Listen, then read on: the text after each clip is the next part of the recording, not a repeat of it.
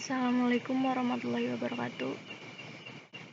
Kali ini saya akan menghitung mengenai penyusutan investasi usaha tani kedelai di Banjarnegara pada tahun 2013.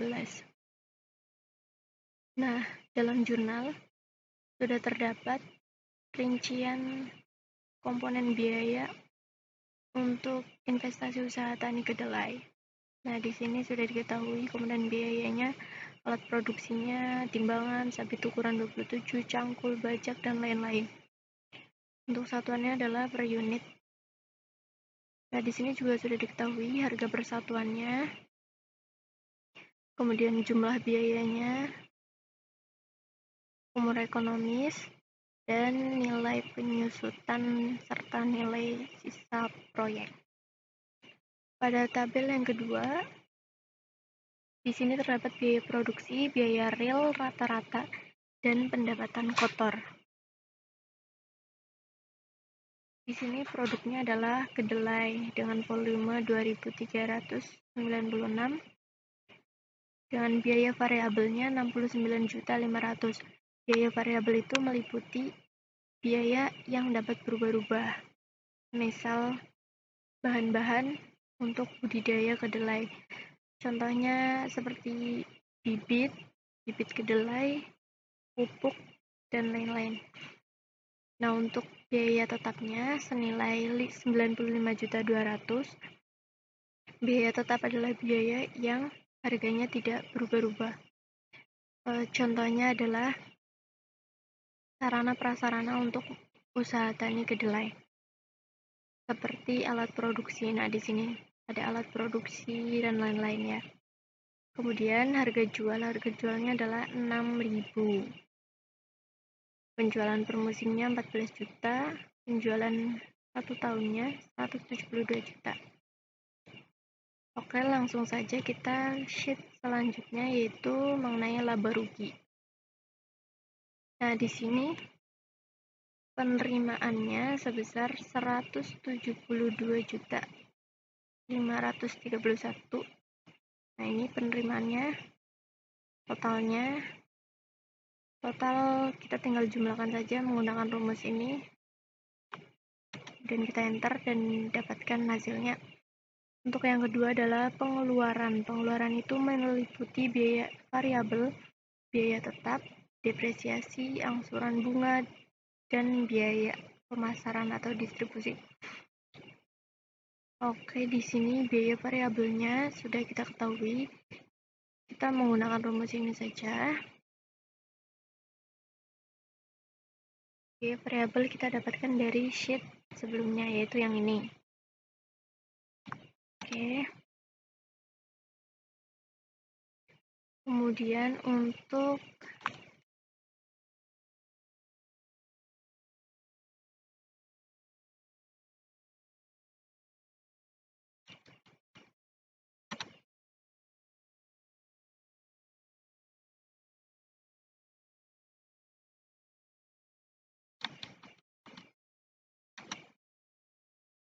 Kemudian untuk biaya tetap juga kita tadi udah ambil dari sheet yang sebelumnya.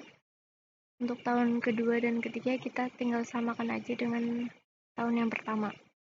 Kemudian ada depresiasi dan angsuran bunga. Nah, di sini total pengeluarannya adalah ini ya, kita jumlahkan untuk semua biaya pengeluarannya. 167 juta. Kemudian ini pajak. Ini pajak ya, pajaknya itu 15%. Nah, untuk menghitung pajak, kita menggunakan logical test. Nah, di sini menggunakan if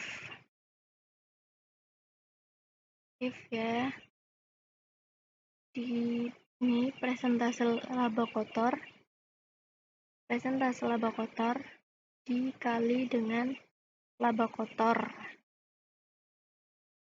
Ya, seperti ini ya, dalam kolom yang di atas. Kemudian setelah kita dapatkan hasilnya, nah ini 725.000. Logical test ini digunakan sebagai preventif apabila penjualan lebih kecil dari pengeluarannya, sehingga laba bernilai negatif. Kemudian untuk laba bersih atau laba setelah pajak, ini rumusnya adalah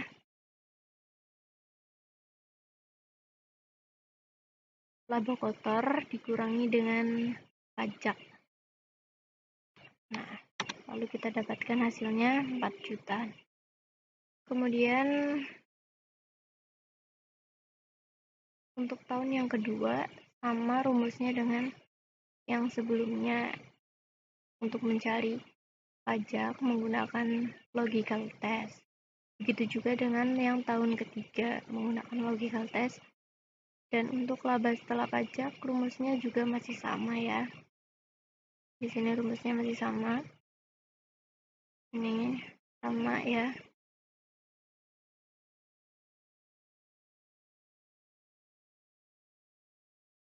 Baik, sekarang masuk ke cash flow atau proyeksi arus kas.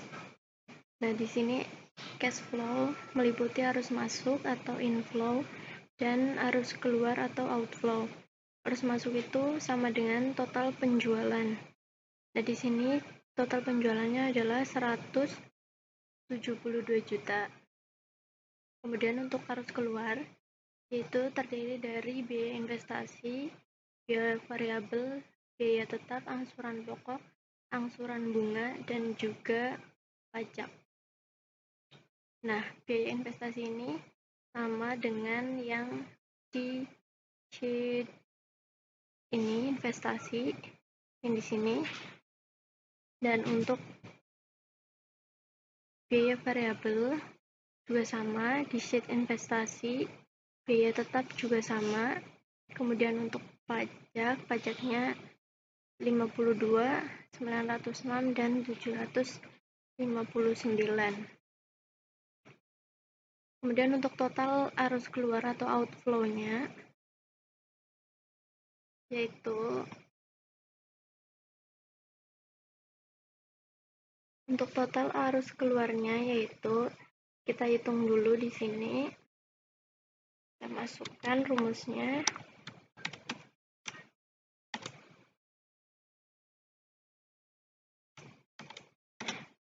Nah, ini total arus keluarnya. Yang kemudian tahun selanjutnya kita totalin, masukkan rumusnya.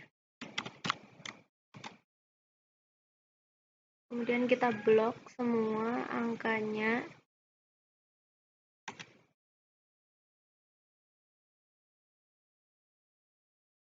Sama seperti sebelumnya, di sini juga menggunakan rumus penjumlahan. Nah, seperti ini sampai tahun yang terakhir.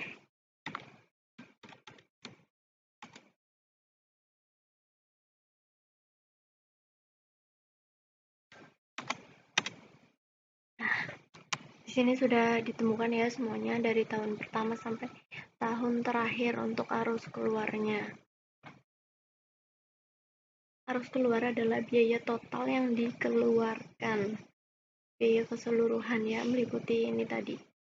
Kemudian selanjutnya yaitu ada diskon faktor. Nah, di sini diskon faktor adalah nilai pengali dari nilai uang yang akan kita konversi.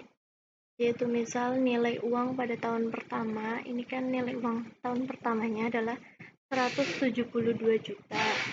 Tapi nilainya jika ditarik sebagai angka sekarang, saat kita melakukan penilaian dari uang ini hanya sekitar 0,89 dari 172 juta. Nah, untuk rumus diskon faktornya sendiri yaitu 1 dibagi 1 ditambah presentase diskon faktor atau ini 12% dipangkatkan dengan E5. dipangkatkan dengan tahun berjalannya. Kemudian kita enter. Nah, kita dapatkan hasilnya. Selanjutnya, present value net benefit per tahun ini. Present value net benefit atau nilai keuntungan yang diperoleh. Rumusnya yaitu diskon faktor. Ini diskon faktor dikali net benefit.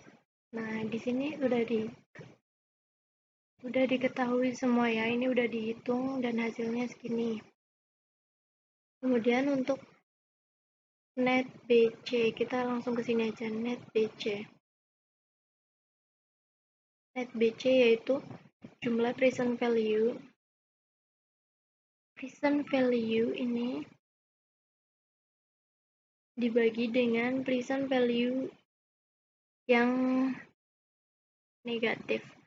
Jadi net BC itu present value ini jumlah present value yang positif dibagi dengan present value yang negatif, dan ini hasilnya.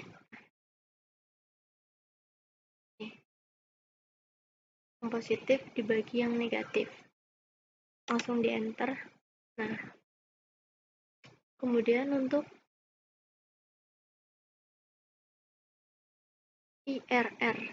Ini di sini IRR menggunakan rumus IRR dari present value tahun pertama sampai tahun terakhir. Namun di sini saya tidak tahu mengapa hasilnya 1.